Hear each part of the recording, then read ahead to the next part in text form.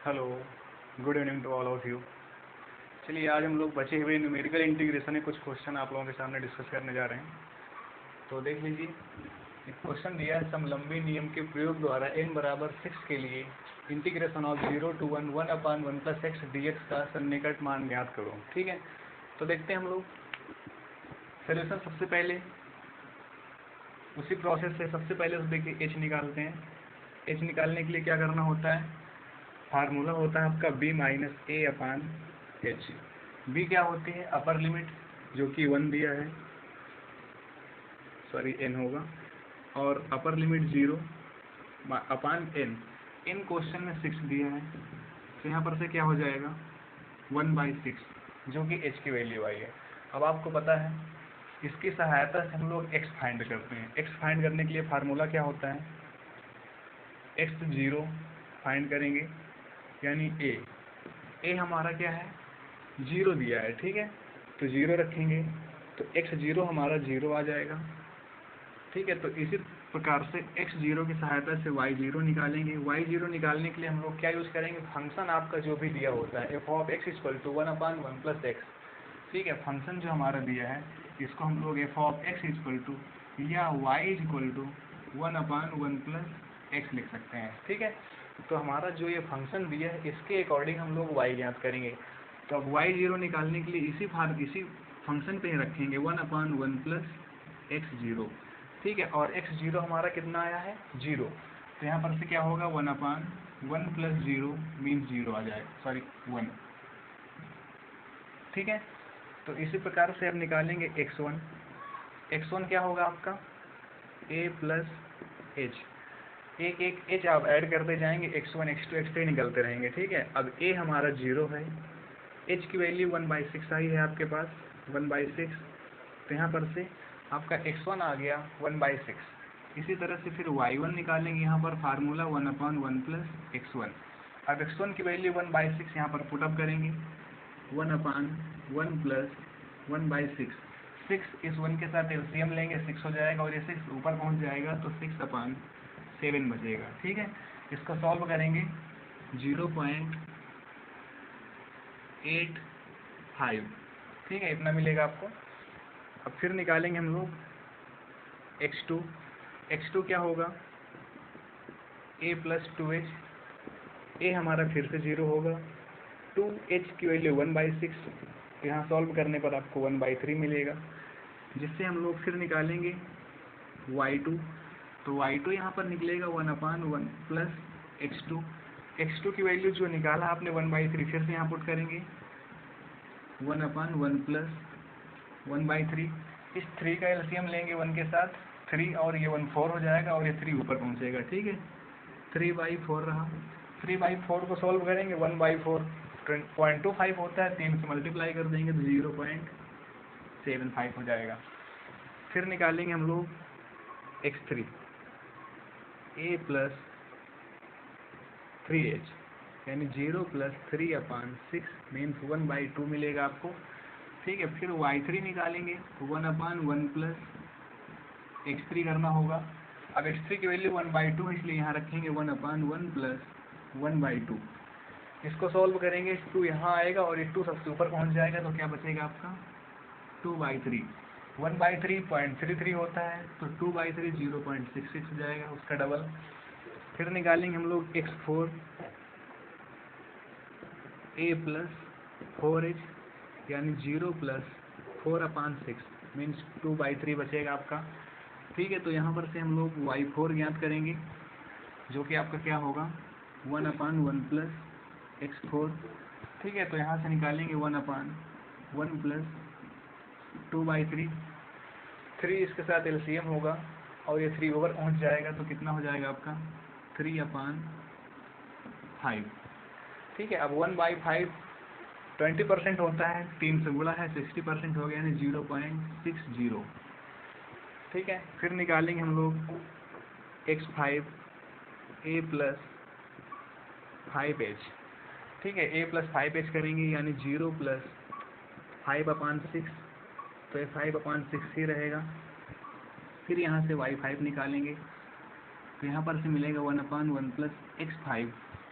अभी x5 की value 5/6 यहाँ रखेंगे, 1/1 प्लस 5/6, 6 ऊपर पहुँच जाएगा, ठीक है। और ये इधर एलसीएम 6 + 5 11, यानी 6/11 हो जाएगा, जो कि सॉल्व करेंगे 0.55 मिलेगा, ठीक है,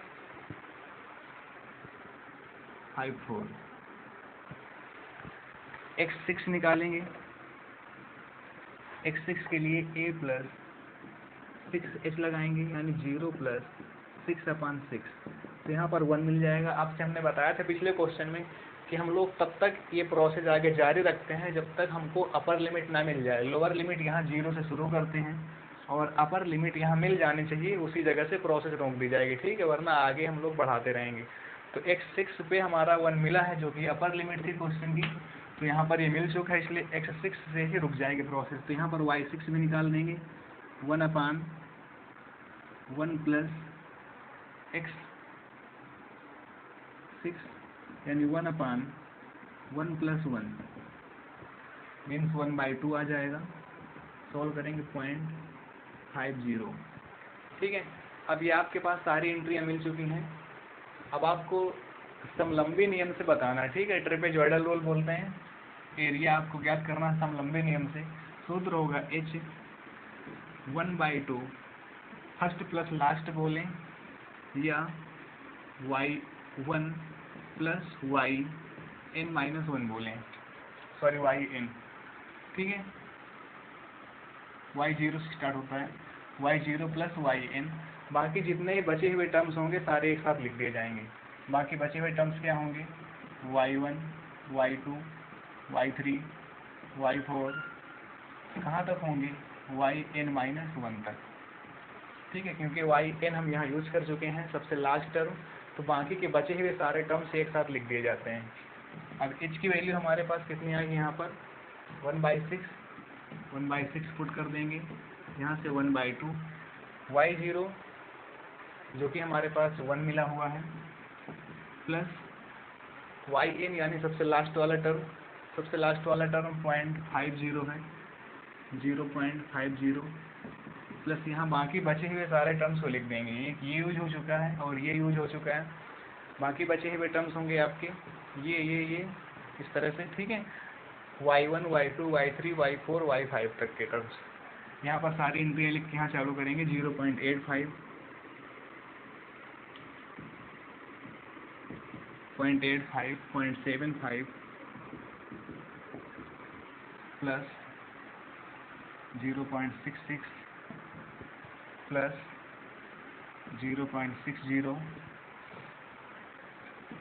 प्लस 0.54 प्लस 0.50, ठीक है। इसके बाद देखेंगे आगे,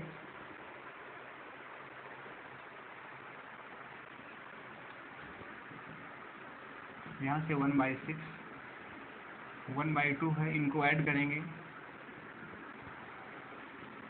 1.50 मिलेगा, प्लस इधर साइड देखिए ऐड करते हैं, 5, 5, 10, 16, 0, 20, 0 कैरी 2, सब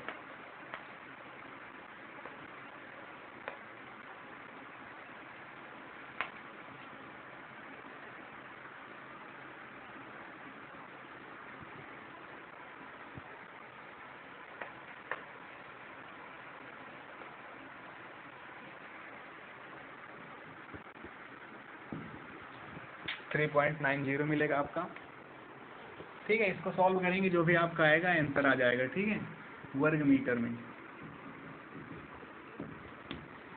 सारी वैल्यू आप लोग चेक कर लीजिएगा, अगर कोई एंट्री गलत हो देख लीजिएगा, ठीक है। तो इस तरह से ट्रेपेजॉइडल रूल या समलंबी नियम के प्रयोग से ये क्वेश्चन सॉल्व हो गया। अगर आपको इसी क्वेश्चन में कहा गया है सिम्पसन 3 रूल से लगाएं, तो सिम्पसन का 3 रूल भी लगाएंगे, ठीक है। 3 रूल लगा के सारी एंट्रियाँ सेम रहेंगी, ये y1, y2 की जितने वैल्यू ये सब सेम रहेंगे, बस आप फार्मूला लगाएंगे 3 वाला और क्वेश्चन सॉल्व कर देंगे, ठीक है।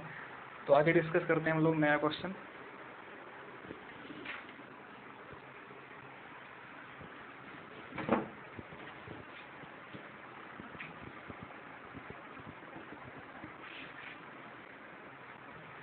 चलिए इसी क्वेश्चन पे एक चीज़ और देख लीजिए। जैसे मान लो आपको ये क्वेश्चन इस तरह से लिखा हुआ है, इंटीग्रेशन के फॉर्म में दिया। अगर आप इससे टेबल बनाना चाहें तो कैसे टेबल बनाएंगे, ठीक है। तो हमारे पास टेबल में x और y होती हैं, और y क्या होता है, जो हमारा फंक्शन होता है, ठीक है। तो y मीन्स हमारा फंक्शन क्या था, 1/1 + x। तो इस तरह से टेबल बनाएंगे। तो x की वैल्यू जो यहाँ पर निकली है यहाँ रखते जाएंगे, 0 1/6, 0 1/6। तो जब x की वैल्यू 0 थी तो y की वैल्यू हमारे पास कितनी आई थी, 1। तो यानी फंक्शन जो y था हमारा 1/1 + x था, तो y की जो वैल्यू थी 0 के पास वो 1 आई थी। और 1/6 जब x1 की वैल्यू थी तो y की वैल्यू यहाँ पर आई थी 0.85, 0.85, ठीक है। इसी तरह से टेबल आप बना सकते हैं। जब यहाँ पर x में 1/3 वैल्यू थी इसकी, तो 1/3 के सामने यहाँ पर इसकी वैल्यू आई थी 0.75, ठीक है। और उसके बाद जब आप x की वैल्यू 1/2 है तो यहाँ पर 0.66 है। तो इस तरह से आप इसका ग्राफ भी बना सकते हैं, ठीक है, सॉरी टेबल भी बना सकते हैं। अगर इस क्वेश्चन की टेबल आपको बनाना हो, ठीक है, तो इस तरह से आप टेबल ही बना पाएंगे। और जो h की वैल्यू फाइंड करने के लिए आपको बताया गया था कि h की वैल्यू डायरेक्ट टेबल से कैसे फाइंड करते हैं, किन्हीं भी दो, जो ये आपकी x की वैल्यू यहाँ पे लिखा हुआ, किन्हीं भी दो नंबर के बीच का जो गैपिंग होगा वो सभी में सेम होता है, कॉमन डिफरेंस जिसे बोलते हैं, और वो समान होगा, उभयनिष्ठ दूरी जो भी होगी, कॉमन डिस्टेंस, और वही हमारी h कहलाती है। किसी भी लाइन, किसी भी आप कॉलम पे आप घटाकर देखेंगे, जैसे यहाँ पर आप घटाएंगे 1/6 में 0 तो 1/6 ही मिलेगा। यहाँ पर आप दोनों को अगर घटाते हैं 1/2 से 1/3, यहाँ पर से 3 - 2/6 यानी 1/6। तो h की वैल्यू जो आप फार्मूले से निकालते हैं इस तरह से, b - a/n 1/6 आई है आपकी। अगर आप टेबल बनाएंगे तब भी h की वैल्यू अपने मेथड से निकालेंगे जो आपको बताया गया है, तब भी आपका वही मिलेगा, ठीक है। तो किसी भी टेबल वाले क्वेश्चन पे डायरेक्ट ही आप h की वैल्यू फाइंड कर सकते हैं। चलिए देखते हैं दूसरा क्वेश्चन।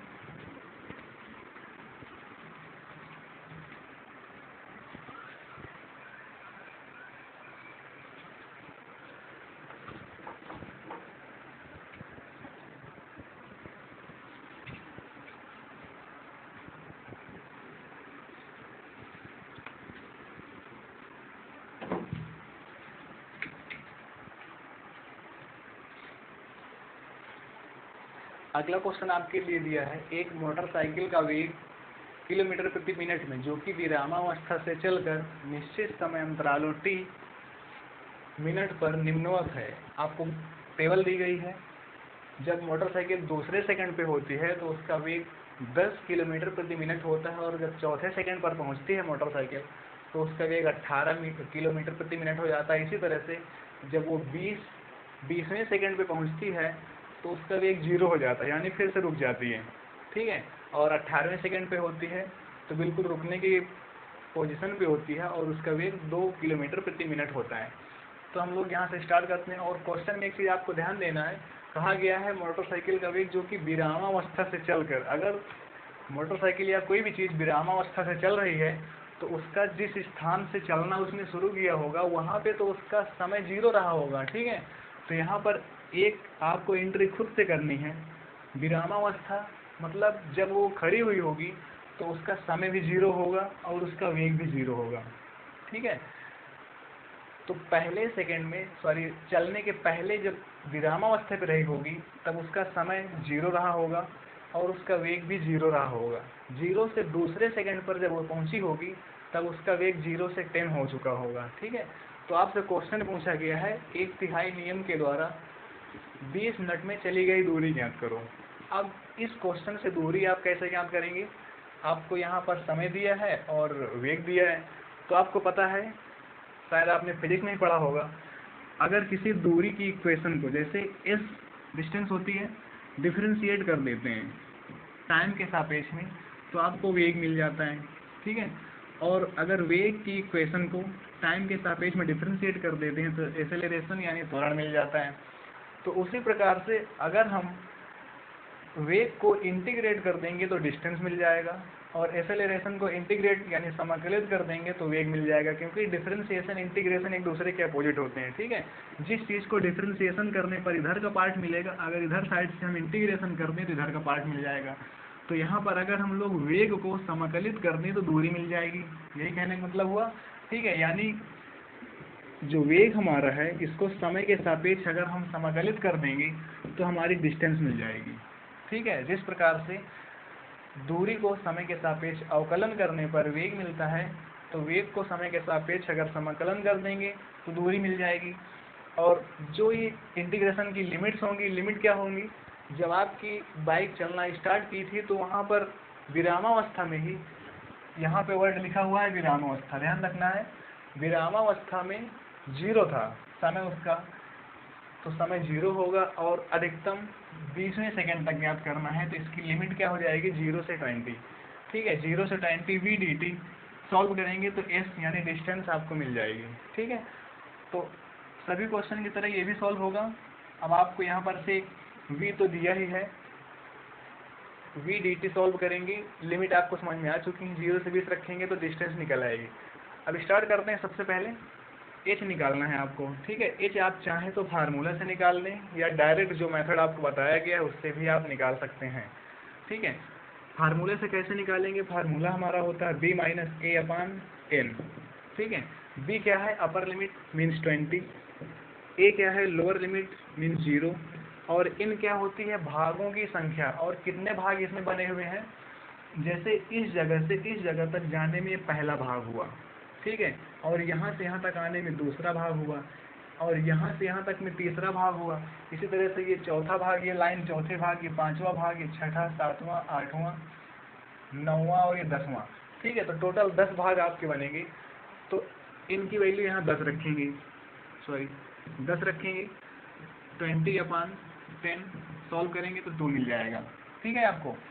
तो h की वैल्यू आपके पास निकल के आई 2। अगर आप डायरेक्ट भी करना चाहें, जैसे आपको बताया गया डिफरेंस वाले तरीके से,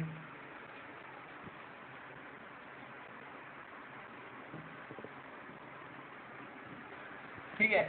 अगर आप टेबल देखकर डायरेक्ट ही निकालना चाहें तो फिर कैसे करते हैं, किसी भी दो नंबर के बीच का डिफरेंस निकाल लेंगे। जैसे 0 से 2 के बीच में 2 का डिफरेंस है, 2 से 4 के बीच में 2 का डिफरेंस है, 4 से 6 के बीच में भी 2 का डिफरेंस है, 6 से 8, 10, 12, 14, 16, 18, 20, किसी भी दो नंबर के बीच में अगर आप डिफरेंस निकालते हैं तो 2 आएगा, जो कि हमारा h होता है, ठीक है। किसी भी क्वेश्चन में अगर n यानी भागों की संख्या समझ में ना आए तो आप टेबल देखकर डायरेक्ट निकाल सकते हैं इस तरह से, ठीक है।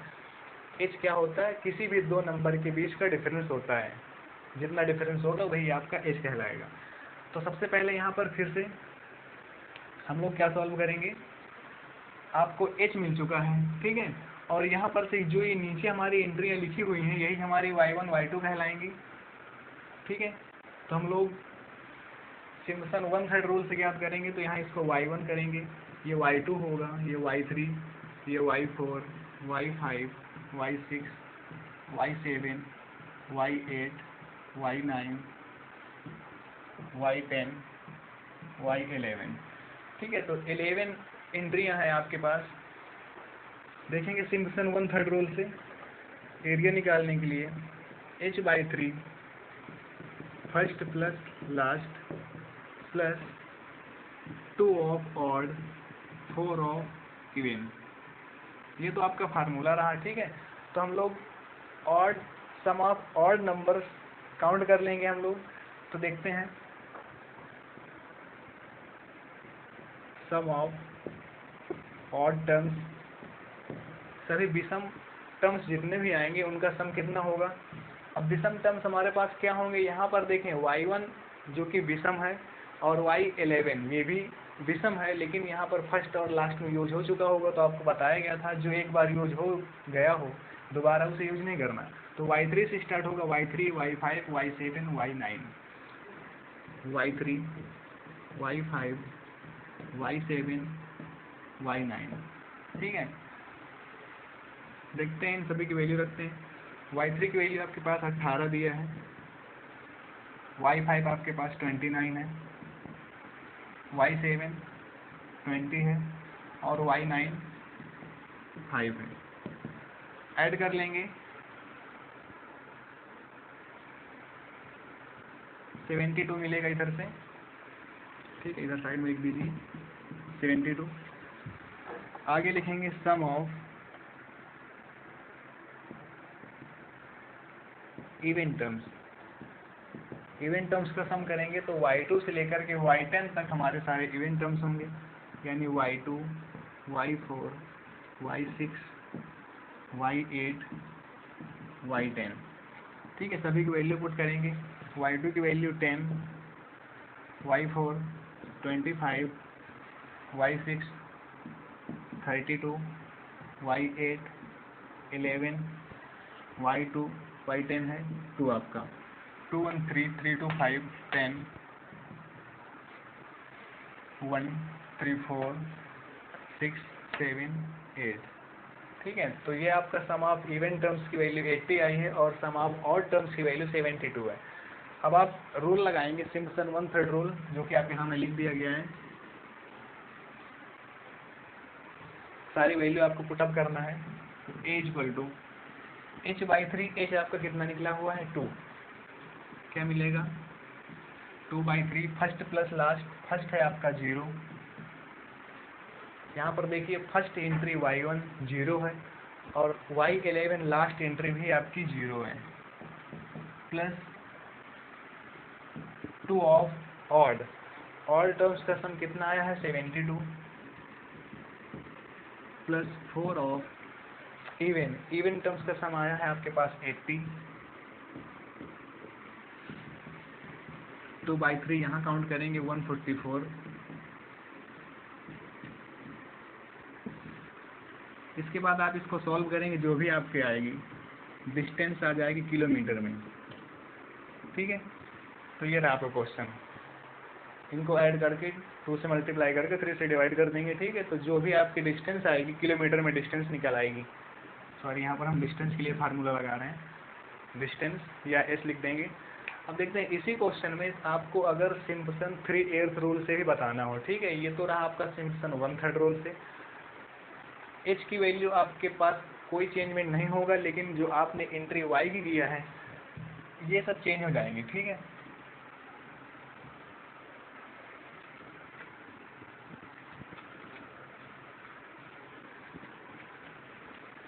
अगर सिम्पसन 3/8 रूल से लगाएंगे तो 3/8 रूल क्या होता है आपका, इस डिस्टेंस इससे भी निकाल लेंगे हम लोग, 3h/8,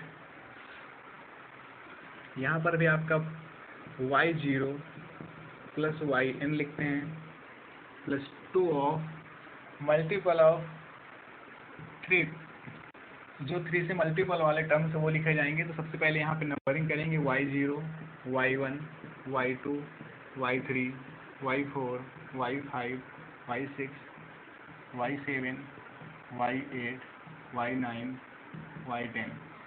अब अगर सिम्पसन 1/3 रूल लगाया था तो हमारे पास y11 तक था, लेकिन यहाँ 3/8 में y10 तक है, क्योंकि हम लोग y0 से स्टार्ट करते हैं, ठीक है। आपको ये करना ही होगा, क्योंकि जो आपके 3 से मल्टीपल वाले टर्म्स होंगे, अगर आप y1 से काउंट करते हैं यहाँ से तो फिर वो डिस्टर्ब हो जाएंगे, ठीक है। इसलिए y0 से ही नंबरिंग करनी है आपको। अब यहाँ पर 3 से मल्टीपल वाले टर्म्स लिखे जाएंगे, तो कौन सा होगा y3, y6, y9, y3, y6, y9, plus 3 of जितने भी बचे हुए टर्म्स होंगे सारे लिख दिए जाएंगे। y इन की जगह पर क्वेश्चन में क्या दिया है 10, ठीक है। अब देखें y0 यहाँ पर 0 हो चुका है, मीन्स y1, y2, y3 यहाँ आ चुका है, y3 नहीं होगा, y4, y5, y6 भी यूज हो चुका है, y6 भी नहीं होगा, फिर y7 प्लस y8, ठीक है। y9 आगे यूज हो चुका है और y10 यहाँ यूज हो चुका है, तो दोबारा से यूज नहीं करना है, ठीक है। इतना कर देंगे। इसके बाद आप सभी की वैल्यू पुटअप कर देंगे। 3h की वैल्यू रख देंगे 2, क्योंकि h की वैल्यू जो थी हर एक, चाहे जिस टाइप से आप लगाएं, ट्रेपेजॉइडल रूल लगाएं या 3/8 या 1/3, सभी के लिए सेम होगी, ठीक है। तो h की वैल्यू वही चीज़ है, किसी भी 2 नंबर का डिफरेंस निकालेंगे, जो आएगा वही आपकी h की वैल्यू कहलाएगी। जैसे कि 2 निकाल चुके थे, अब y0 यहाँ पर क्या है 0 और y10 0 आएगा plus 2 of y3 y6 y9 वाले टर्म y3 है 25 y6 20 y9 2 मिला है 3 ऑफ बचे हुए टर्म्स जितने होंगे y1 यानी 10 y2 आपका 18 फिर y4 29 y5 32 y7 11 y8 5। ठीक है, तो इस प्रकार से इन सबको ऐड करके इधर मल्टीप्लाई कर देंगे, 8 से डिवाइड करेंगे, आपका आंसर आएगा। ठीक है, जितना भी आएगा डिस्टेंस आपकी निकल के आ जाएगी। तो इस तरह से इस चैप्टर में अब लग रहा सारे क्वेश्चन हो सकते हैं आप लोगों से, फिर भी जो ना आए देख लीजिए।